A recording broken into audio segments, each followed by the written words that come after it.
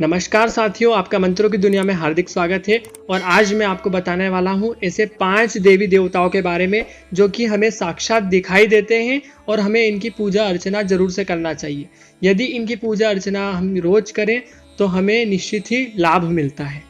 सबसे पहले मैं आपको बता दूं, यह जो पंचदेव है वह पंचभूतों के स्वामी है, अर्थात यह जो हमारे पंच तत्व रहते हैं ये इनके अधिपति हैं। सबसे पहले आते हैं सूर्यदेव, दूसरे नंबर पर आते हैं चंद्रदेव, तीसरे नंबर पर आती है पृथ्वी माता, चौथे नंबर पर आते हैं अग्निदेव और 5वें नंबर पर आते हैं वायुदेव। यह हमें साक्षात दिखाई देते हैं और शास्त्र का प्रमाण है कि इनको यदि आप पूजा वगैरह करते हैं इनकी, तो आपका जो जीवन है उसमें जरूरी बदलाव आने लगता है, क्योंकि यह हमारे आसपास ही है और हमें दिखाई भी देते हैं। सबसे पहले नंबर पर आते हैं सूर्यदेव। तो आपको सूर्यदेव की उपासना जरूर से करना चाहिए, उन्हें अर्घ्य देना चाहिए और अनुशासन उनसे सीखना चाहिए।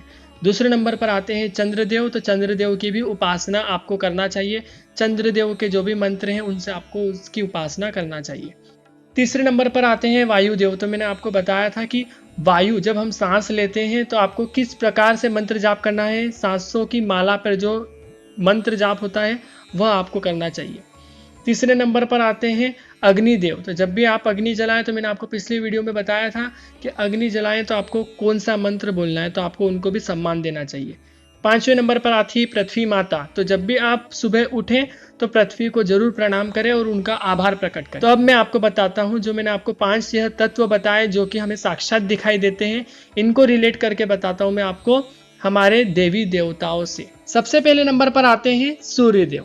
सूर्यदेव जो है वह वायु और अग्नि दोनों तत्वों के प्रतिनिधित्व करता है, क्योंकि बिना वायु के अग्नि जल नहीं सकती।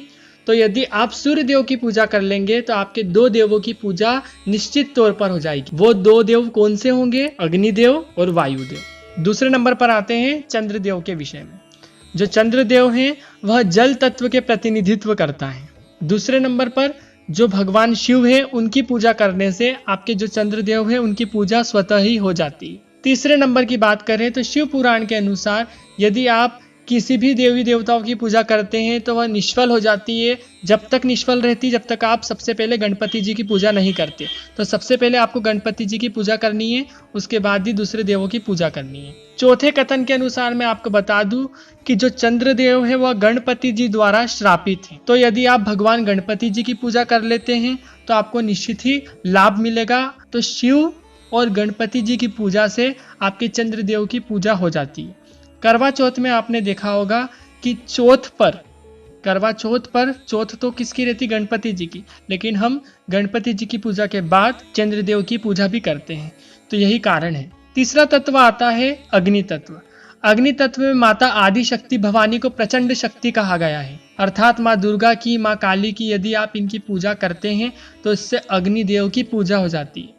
बस एक शर्त है, जब भी आप इनकी रोज पूजा करें तो दीपक जलाने से पहले जो मैंने आपको अग्नि वाला मंत्र बताया था उस मंत्र को आप जरूर से बोलिए। चौथे तत्व पे आते हैं जो है पृथ्वी तत्व, जिस पर हम रहते हैं। शिव जी को पृथ्वी तत्व का अधिपति कहा गया है, इसलिए शिवलिंग की पूजा करने से जो पृथ्वी तत्व है उसकी पूजा हो जाती है। वैसे भी जो शिव जी की प्रतिमा है वह कम देखने को मिलती है, जो शिवलिंग है, और यदि वह स्वयंभू हो तो बहुत ज्यादा अच्छा है। उनकी यदि आप पूजा करते हैं पृथ्वी तत्व की पूजा हो जाती है। दूसरे कथन के अनुसार भगवान विष्णु ने पृथ्वी माता को हिरण्याक्ष से मुक्त करवाया था, जिससे यदि आप विष्णु भगवान की पूजा करते हैं तो पृथ्वी माता की पूजा हो जाती है। कहने का तात्पर्य यह है कि हर जो भी भगवान है वह एक दूसरे से रिलेटेड ही हैं। यदि आप इनकी पूजा करेंगे तो उस तत्व की पूजा हो जाएगी, इस तत्व की पूजा करेंगे तो इनकी पूजा हो जाएगी, इस प्रकार से। कुछ व्यक्ति विष्णुदेव को आकाश तत्व के रूप में भी मानते हैं। 5वें तत्व पर आते हैं जो कि है वायुदेव।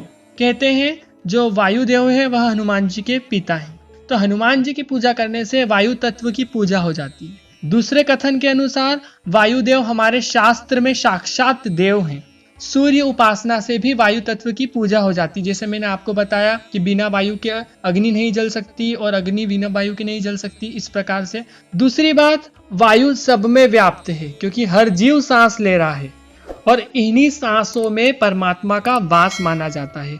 तो निश्चित रूप से जो सृष्टि के पालनहार है वह इस जीव रूपी आत्मा में निवास कर रहे हैं। तो इनमें ये मेरा ओपिनियन है, मैं विष्णु भगवान को वायु तत्व का भी प्रतिनिधित्व करवाता हूँ क्योंकि वह सब में व्याप्त है। अतः निष्कर्ष ये निकला कि हर देव किसी न किसी रूप में सभी तत्वों में निवास कर रहे हैं और इन्हीं पंच देव की पूजा से पंच तत्वों की पूजा हो जाती है, क्योंकि यही पंच तत्व हमारे भीतर निवास कर रहे हैं और हम इन्हें रोजमर्रा की जिंदगी में साक्षात देखते हैं।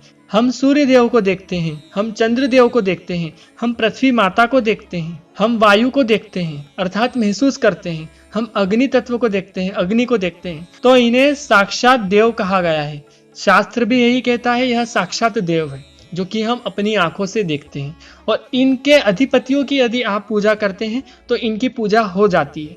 यदि आप चाहें, यदि आप इनके अधिपतियों की पूजा नहीं करना चाहें तो आप इनके तत्वों की भी पूजा कर सकते हैं, जैसा मैंने आपको बताया।